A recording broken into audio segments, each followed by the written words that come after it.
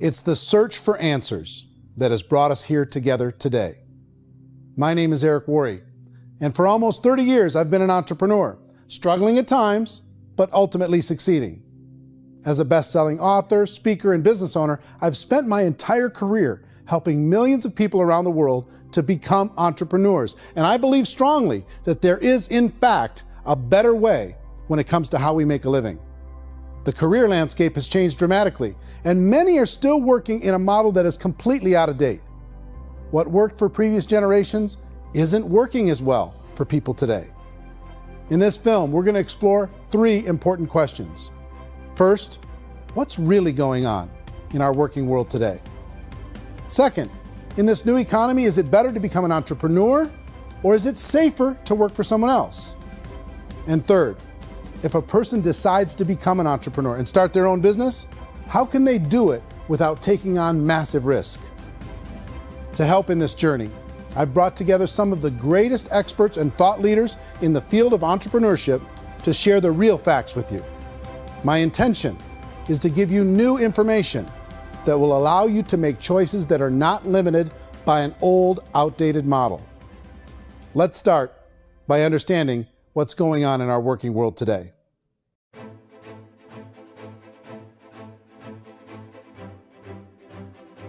Let's look at unemployment. 30–40% of the people are honestly not working, but would be working. What our government does is if you haven't found a job in 6 months, we don't call you unemployed. We pretend you dropped out of the labor force. I've often said that unemployment, particularly structural unemployment, that's unemployment due to technological changes, is the first sign of economic growth.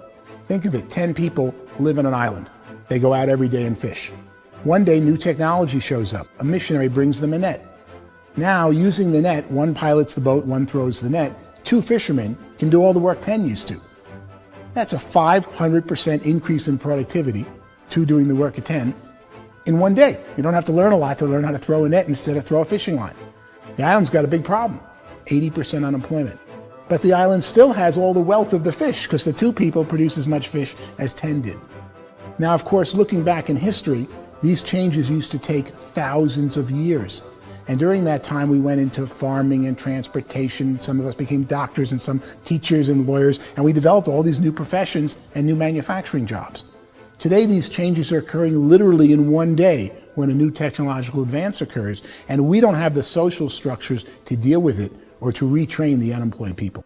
So one of the things that I think is interesting as I travel across the country and really travel around the world is the way that we work and the way we get paid for work is changing pretty dramatically.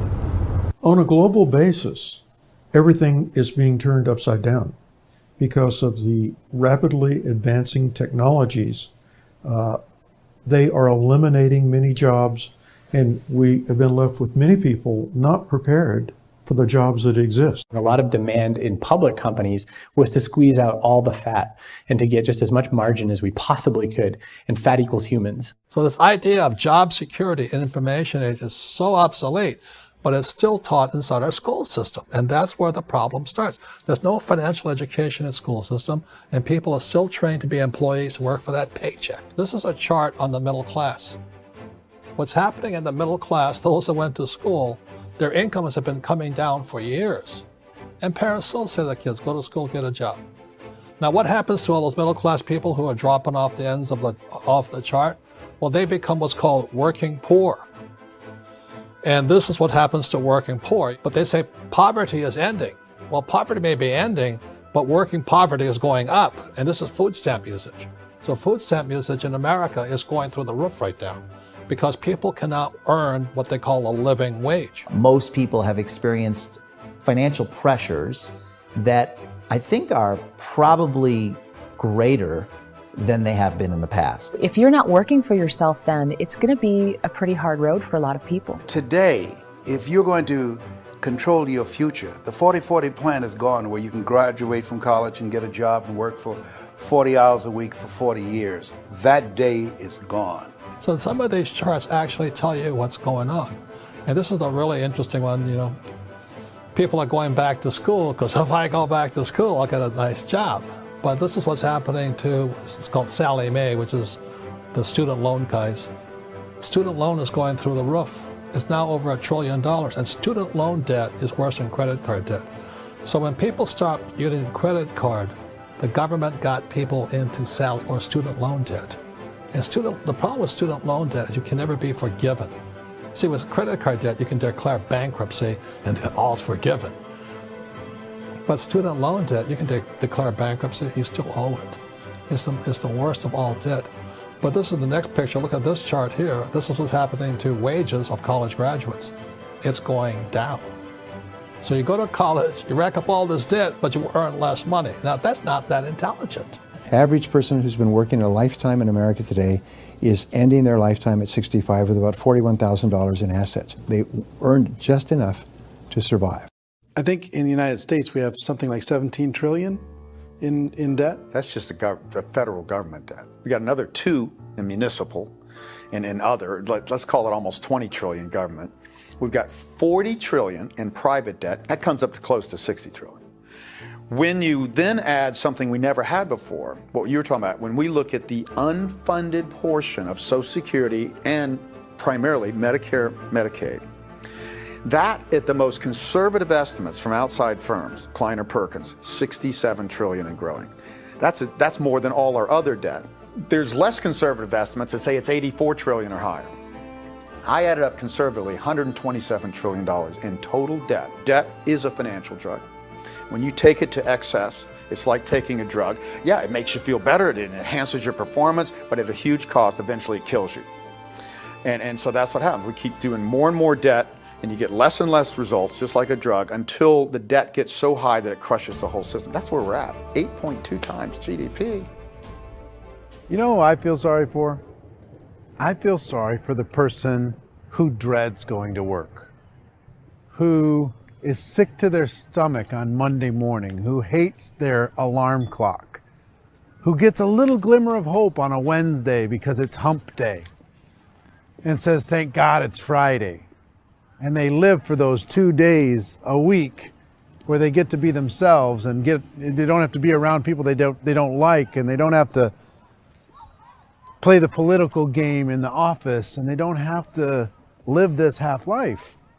The person that works 50 weeks a year just to be able to have the 2 weeks for vacation. And you know what happens to most of them nowadays? They don't have a vacation. They have a staycation.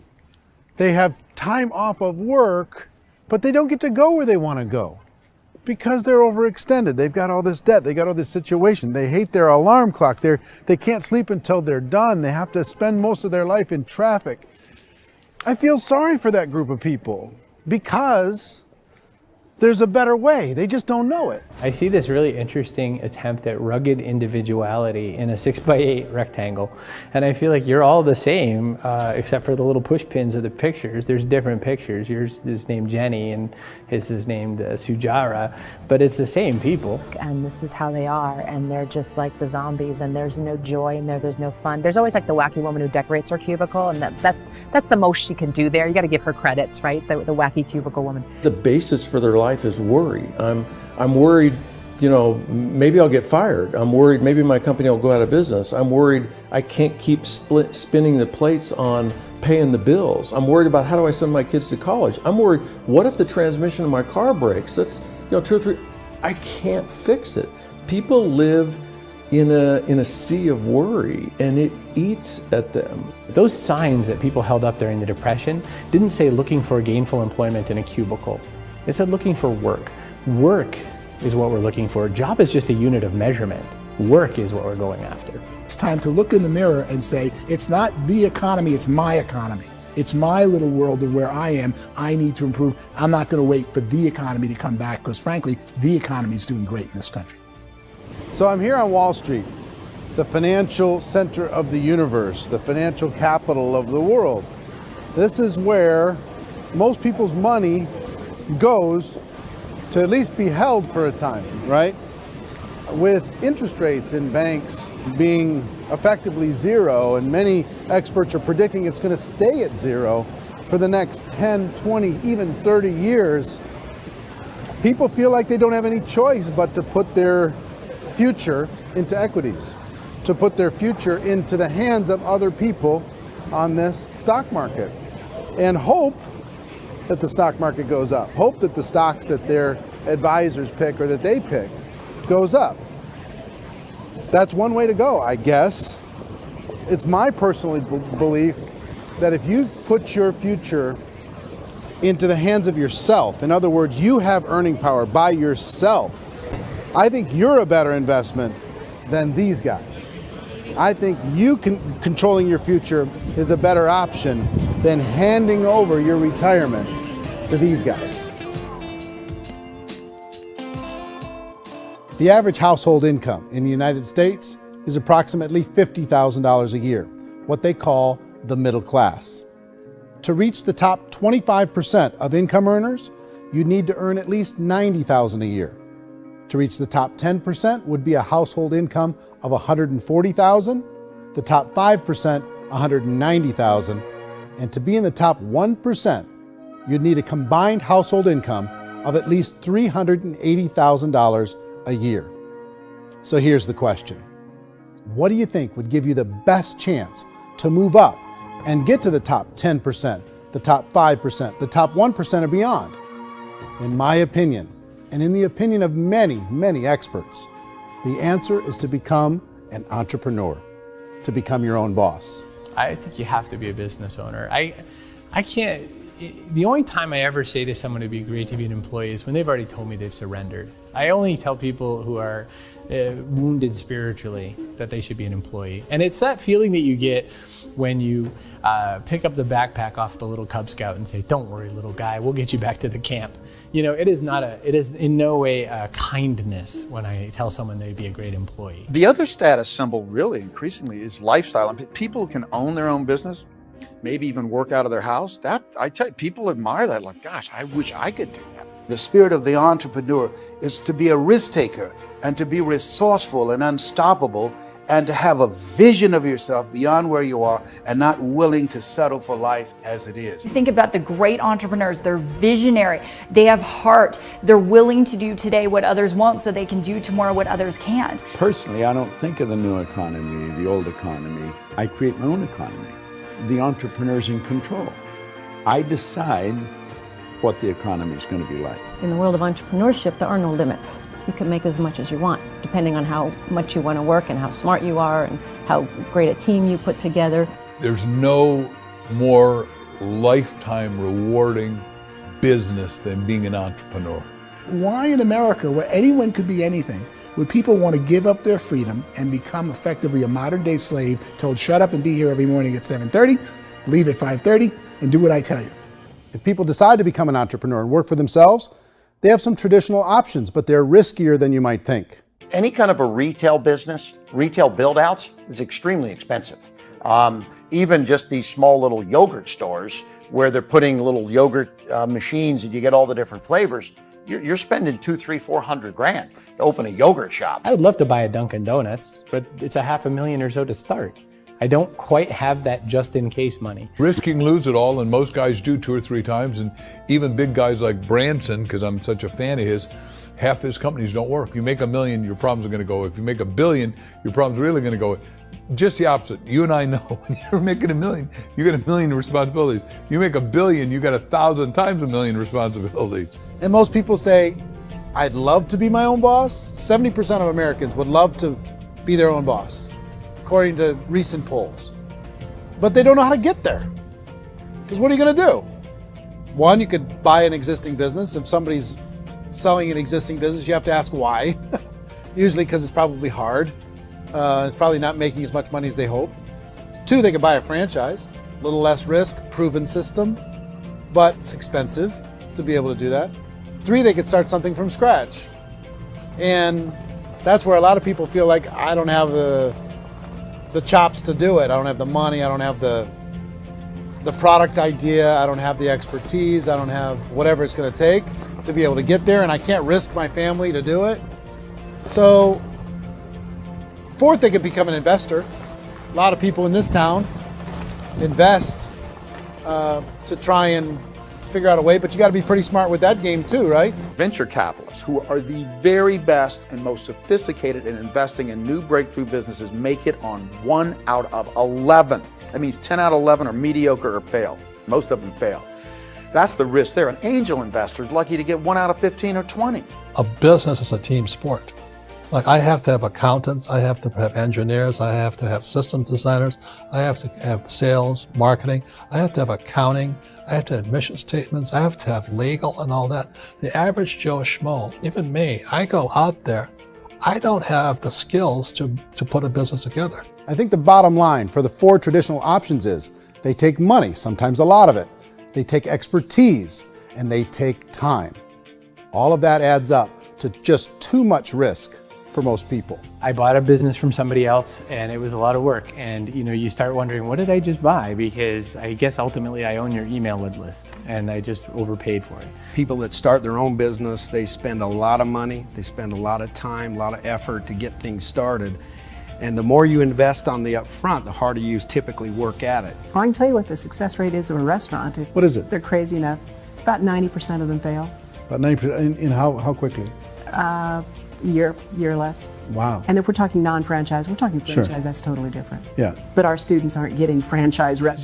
You got to invest big money. Exactly. And with someone like McDonald's, you've had to work with the company for a long period of time, really know the Even have a business. chance at investing $1 million. Have a chance, and it's a slim chance. What if there was a way that you had all the proven aspects, the comfort aspects, and you could still control your own life? What if there was both? In other words, you didn't have to create everything from scratch. You didn't have to be a super leader. All you had to do, what if there was a proven product already? You didn't have to create the product. And there's a proven system already, proven training already. Everything except an employer. That was the only thing that you didn't have. Do you think more people would be open to working for themselves in that environment?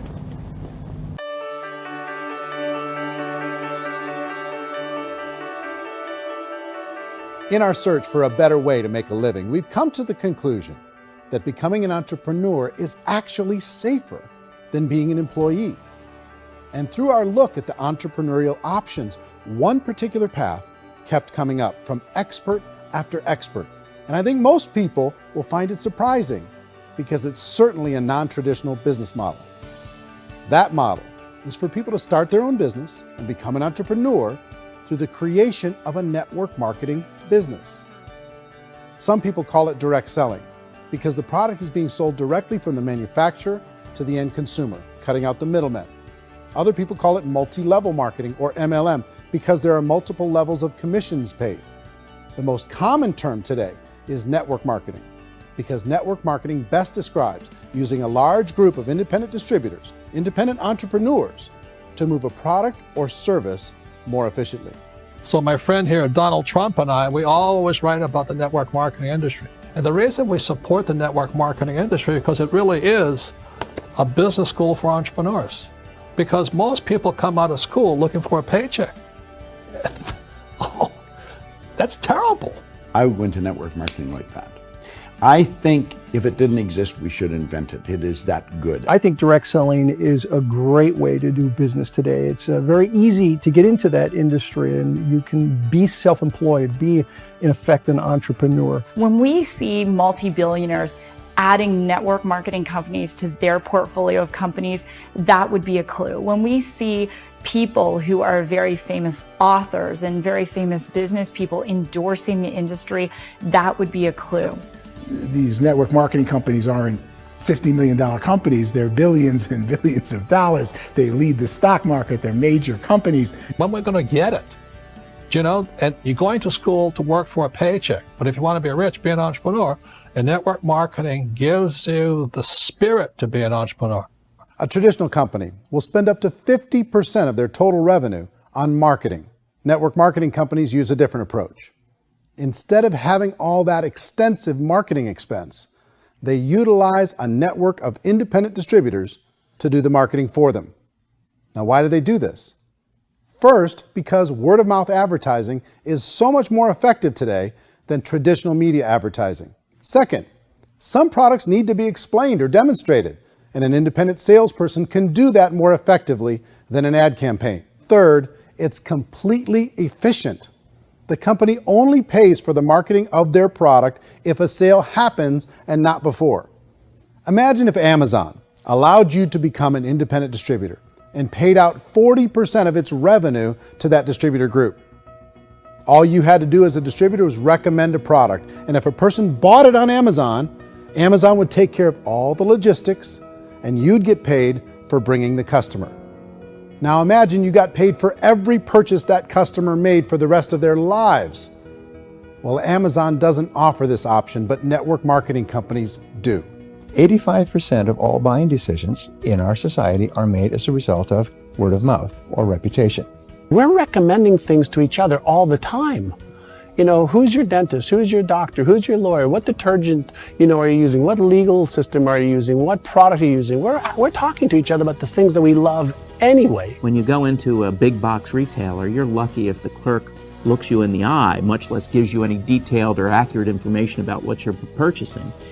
So of course, this personal information, this education coming from a friend, a neighbor, a relative, or even a stranger, but one who has experience with the product is extraordinarily valuable. As a matter of fact, network marketing can educate consumers probably better than any other form of marketing. It certainly can do better than advertising, because advertising usually has a certain hype to it and you can only get limited information. So, network marketing trumps advertising. If you were a typical sales company and you wanted to sell $1 million a month worth of product, you might go find 100 superstar salespeople.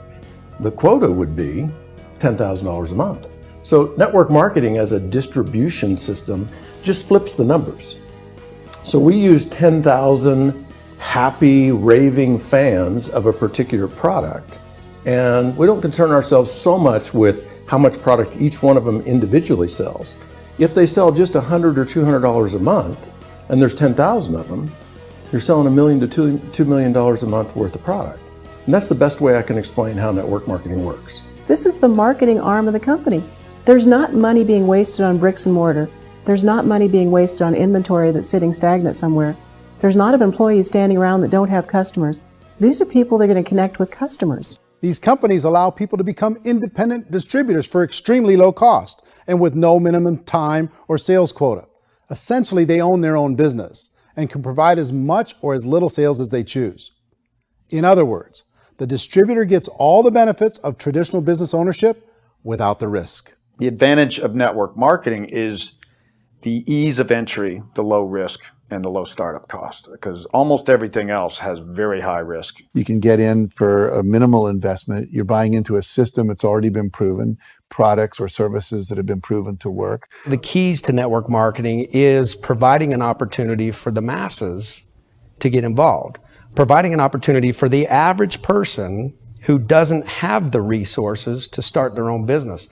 All of this so far is fairly straightforward, but network marketing offers another benefit, and it's this benefit that makes it so interesting for entrepreneurs. Network marketing allows a distributor to build their own network of other distributors and then compensates them on the sales created by that entire group. Direct selling is, at its base, very simple. It's the sale of a product or service to an individual on a face-to-face, one-on-one basis, just the way we're talking right now. But there's an important element as well, and that's the offering in conjunction with that sale of product, the offering of an opportunity for someone to make something of themselves. No matter what your social status is, no matter what language that you speak, I mean, look how many unbelievable people are becoming successful that speak every kind of language out there. What an awesome gift to give the world. Instead of having to work your way up in a system and prove that you could be a sales manager, they just decided everybody can be a sales manager. Everybody gets to build a sales team from day one. And so what that brought into the system of growth as a direct selling company is the concept of compounding or geometric progression. Because now you can actually grow sales force very quickly because everybody is enrolling people in their own sales force. People who are like, oh, this is weird, I'm building a sales team, or what do you think you do at a regular company? How do you think a regular company works? Network marketing is the only industry that doesn't say your past determines your future. It looks at your past and says, okay, now what can we train you to do so you can have a great future? Every other employer out there wants to exploit you for what you already know, not teach you something new. Network marketing has the potential to save the United States and the world because it's going to teach people not to be employees, but to be entrepreneurs.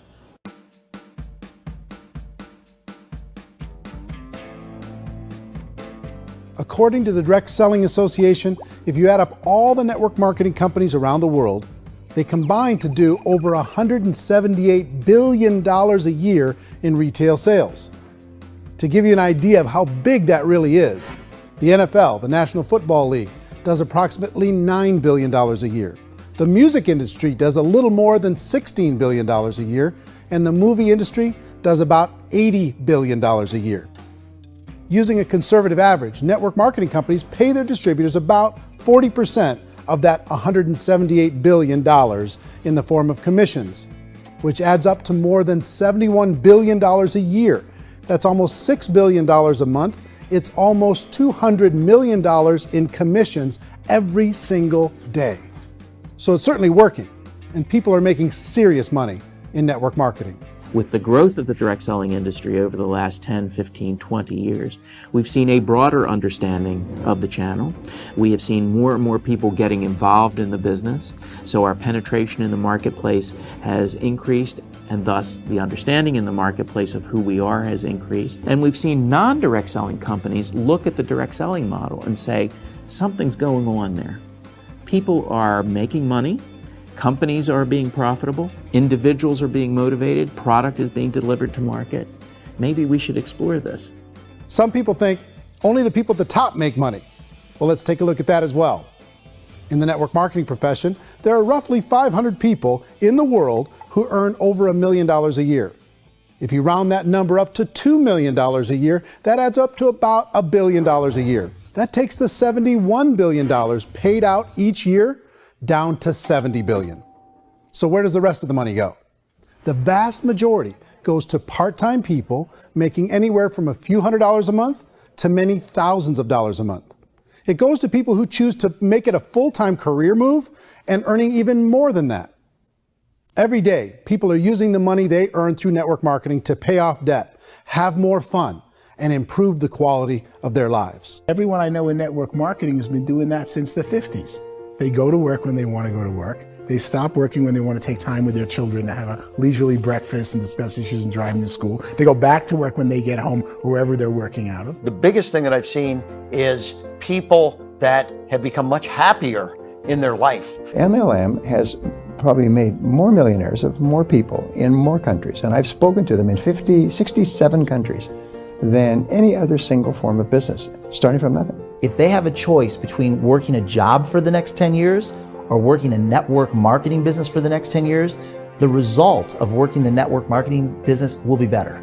A lot of people within the industry go on and make this a career and do extremely well at it. Network marketing has been nothing but good for everyone I know that's been involved with it because they did it seriously and they played full out and they've been very successful. It's been a constant barrage of success stories and people showing off stuff that they got as a result of it. How many people are involved? Approximately 16 million Americans and 96 million people around the world are currently participating in network marketing. And in a recent poll, 82% of those people report a good, very good, or excellent experience with network marketing. So people are happy.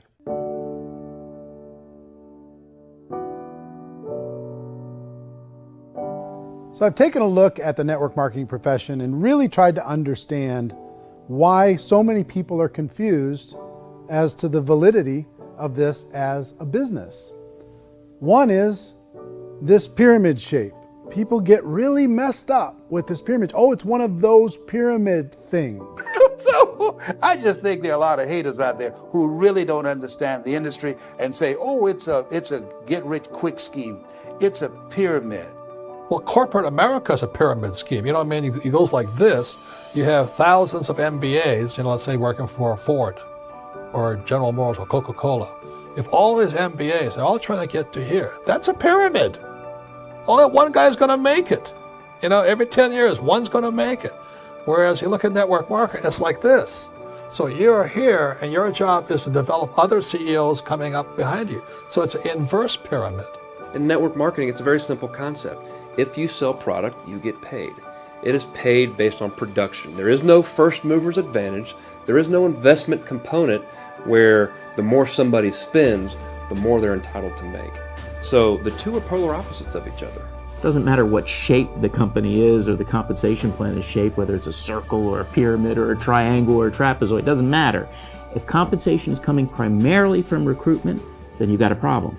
On the other hand, if an operation is basing their compensation to participants on the basis of sales, even when those sales are generated by people you've recruited, well, then you're a perfectly legitimate enterprise. That's the legal test, it's the practical test. Another issue that's been true in the past that is no longer true now is people used to be in network marketing loaded up with products that they couldn't sell, and they ended up a loser. They ended up with a bunch of product in their garage, they ended up with a bunch of products sitting in their kitchen shelves or whatever, and they thought they could sell it, and then they weren't willing to or able to sell it, and they ended up with a bunch of stuff, and they were bitter about it. There was this thing called front loading where you had to buy, like, well, if you bought $25,000 worth of product, you got better commissions and all this.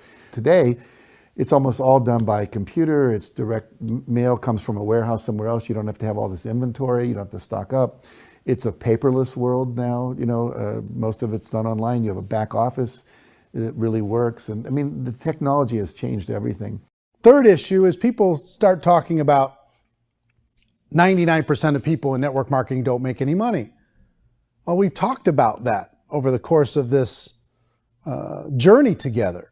Almost $200 million a day is being paid out to network marketing distributors around the world. The naysayers, the people who say that it doesn't work, are usually the ones who just don't know how to make it work for themselves. And so they're giving you an opinion, and I tell people, don't confuse people's opinions with expertise, because opinions are free.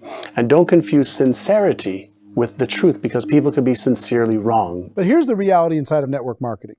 The vast majority of people that get involved in network marketing just become customers, and they get involved to be able to purchase product at a lower price. If you take Costco as an example, if a person goes into Costco and gets a membership to Costco so they can get a lower price on the product, we don't call that person a loser because they have a bunch of product that they walked out with a smile on their face. Yet when some people want to take a look at network marketing, they say, well, those people, they're just using the product and they aren't earning an income, so they must be a loser. They're not a loser, they're a happy customer. That's the vast majority of people that are involved in network marketing. Now, a smaller percentage of those people decide to go build a business. They earn $300 a month, $500 a month, $1,000, $2,000. That's the bulk of earnings in network marketing. And then there's the few that really decide to take it serious, really decide to build a large network, really work to make that network very, very productive. And those people make huge amounts of money, and there's no cap. What I do as an outside economist, just somebody looking at this industry like any other industry I speak and say, look, what's the realities of this? 1% do incredibly well. 10% generate some additional income at pretty low risk and effort. That's not, and 90% of people roughly end up customers.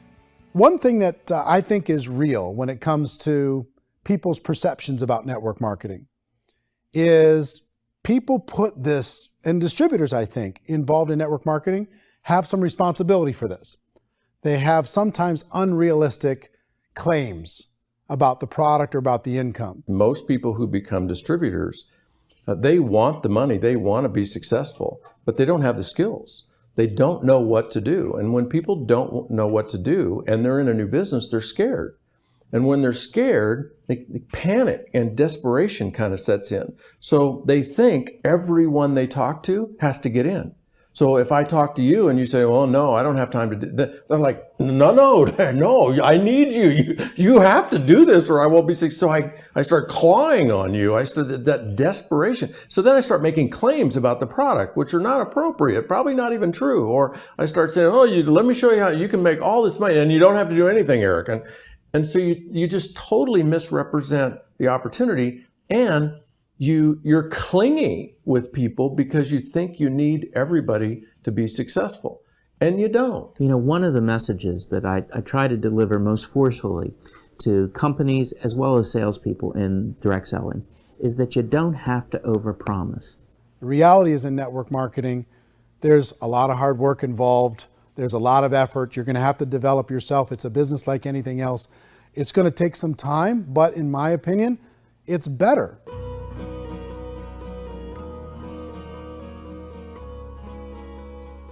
It's light years better for people starting today than it was even 5 years ago. I think it's more widely accepted now, and people understand it is a business. It is being an entrepreneur. It is being a business owner. Our belief system is based upon our evaluation of something, and frequently if we reevaluate a situation, our belief about that situation will change. The industry has changed and it's grown up. It's totally transformed. You've got young people today that have grown up with social media, and they understand networks. They understand how people are connected through technology, and they understand how money flows through those networks.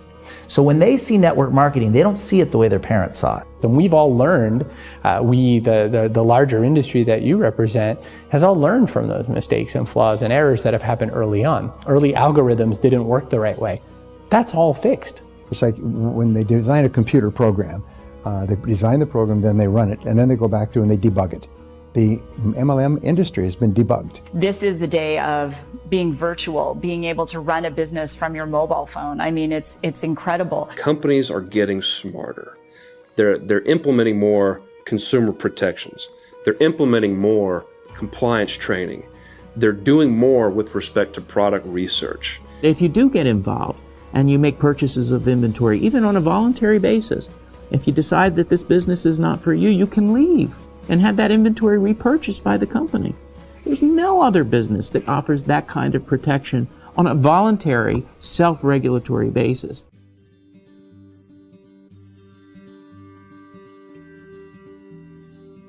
If you decide to look further into a network marketing business in order to generate more cash flow for your family, I would recommend reviewing the following 4 elements. First is the product or service. And on the product or service, I would ask 5 important questions. 1, do you like it? Is it something you would feel comfortable sharing with others? 2, is there a recognized need in the marketplace? It's hard to create a need if one isn't naturally there. 3rd, does the product meet that need? Does it solve a legitimate problem for consumers? And 4th, is it priced to sell? Can it compete in the marketplace? And 5th, is it priced for profit? Is there enough margin for the company and the distributor to be able to generate income for the long term? If you can answer the questions on the product to your satisfaction, the next element to consider is the company itself. Is it well run? Do you believe in the founders or the management team? Do you feel they have what it takes to go all the way? See, it doesn't matter how good the product is if the management can't take care of the company. Good management can change with the times. They can handle adversity. They can make good decisions. Make sure you choose a company that can serve you for a long time. The third element to consider is the compensation plan. And with that, there are 3 important things to look at. First, a brand new person needs to be able to generate some money fairly quickly. It may be an obvious reason, but you can probably imagine the ripple effect of a distributor getting involved and having even a small victory fast. That can only help with the overall success of the organization. Second, a person should be able to develop a moderate part-time income in a reasonable period of time. As they develop their network and as their sales grow, they should be able to enjoy more benefits. And third, for the people who are really serious, for those who decide to really go pro in the network marketing profession, there should be the possibility to make a serious full-time income if they work hard and are committed to developing their skills. If you're comfortable with the product, the company, and the compensation plan, the last thing you should look at is the support that will be made available to you. Does the company have a website? Does it have a solid online reporting tool? Do they have comprehensive training available? Do they host events to help you build your business? If you decide to do this, what kind of a support system can you plug into? Choosing a network marketing company is a personal decision. But evaluating the 4 elements of product, company, compensation plan, and support is a great place to start. Is the company promising that you're going to get rich quick or that you can make a lot of money without a lot of effort? That's a red flag. Is there a product that you really believe in that you think can be sold? Or are you being told by salespeople or the person who's trying to recruit you or by the company itself that don't worry about the product, all you have to do is recruit other people into the business? Red flag, warning sign. If you're hearing that, take a second or even a third look. Get to know the customers, the products, the business, have some success, and see where the opportunities might take you to move up in the organization. You want to find out how concerned are they about my education, my training, and my development? Is there a space for me to grow? Most important question. Learn everything that you can about the product. Make sure it's something that you believe in, and learn everything you can about the industry and work that system. You have to be very passionate about whatever that company is doing. I would get involved. You can always test drive anything, the product, the service, the community, and then lean into it a bit. If it feels good, then lean into it a lot. Behind me is the Lincoln Memorial. And this is a place where Martin Luther King Jr. had his famous "I Have a Dream" speech. And at that speech, he talked about his dream for equality for everyone around the world, and that's a noble dream. But I think more people need to remember what it was like when they were kids and the dream was still alive in them, before it got beaten out of them by reality, by this paycheck, by these responsibilities, and by having to live for this job to pay the bills. I think people need to remember that, go back to that. Once they know that there's a better way, I think their future is going to be much brighter. They can live a better life.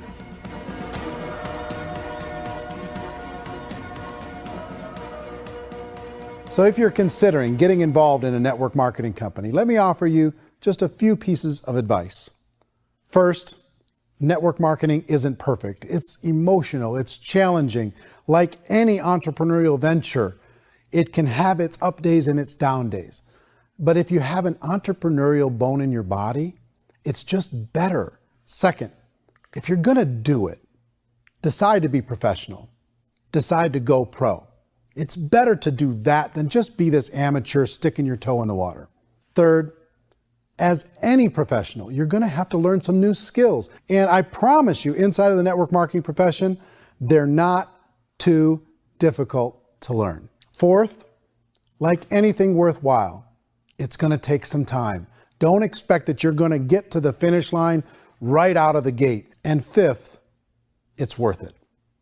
It's worth it to be able to take charge of your life again. It's worth it to be able to control your own financial situation. It's worth it for the people you're going to be able to spend time with. It's worth it for the things you're going to be able to see and the experiences you're going to be able to experience.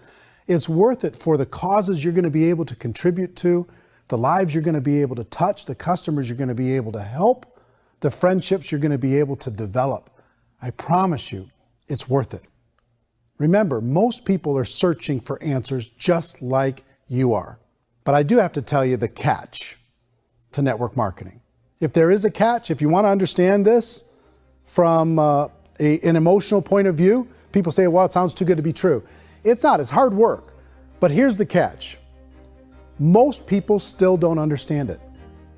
So you're going to have to endure the loss of social esteem from ignorant people. The uneducated will think less of you. Now, if you can handle that, you're on your way. If that's going to destroy you, you know what? Entrepreneurship in general probably isn't in your future. If you can face that catch, you can become unstoppable. I want everyone to really contemplate this if they're not in network marketing. You're in a job, you probably have a mortgage, you have rent, you have debt, whatever's going on. You're in a prison. You work just hard enough to keep them from firing you, and they pay you just enough to keep you from quitting. Come on! I've been there, done that, and bought that t-shirt. In network marketing, if you run into failure, it's really just a homework lesson for yourself. There's no one to blame. You really have no excuse not to be successful. You just don't. People don't want to hear that, but there's so much available to you. If you want to be a good network marketer, be a student to the people above you, be a fellow traveler to the people on the same level, and be a teacher to those below, and know when it's appropriate to do which. People who are not afraid of asking people to buy things or not afraid of persuading people with a chance they may say no. These people own the future. Nothing happens until something moves. So you got to go move, you got to go do something, or nothing's going to change in your life. In the beginning, you're going to do a lot of things that you don't get paid for. But as you go down the road, you get paid for a lot of things that you don't do. And your job is rehabilitate the spirit, the entrepreneur spirit in all of us. You get it back. Either give it a strong yes or a strong no, but no wishy-washy, dilly-dally stuff in the middle.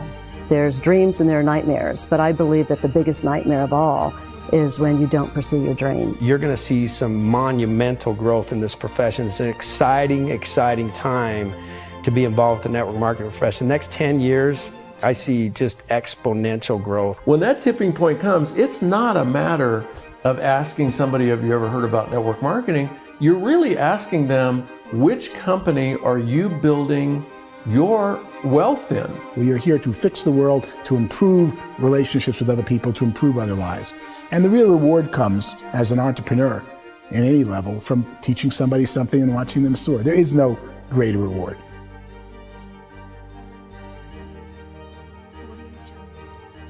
Life's too short to spend it living someone else's dream instead of your own. It's too short to spend it living at a fraction of your potential. Can being an entrepreneur be a challenge at times? Sure. But here's what you get in exchange. It can be yours. Something that you built, something that you created, something that you made happen. This balloon represents your dream. It represents entrepreneurship. My wish for all of you is that you would reach out and grab it. The choice is up to you.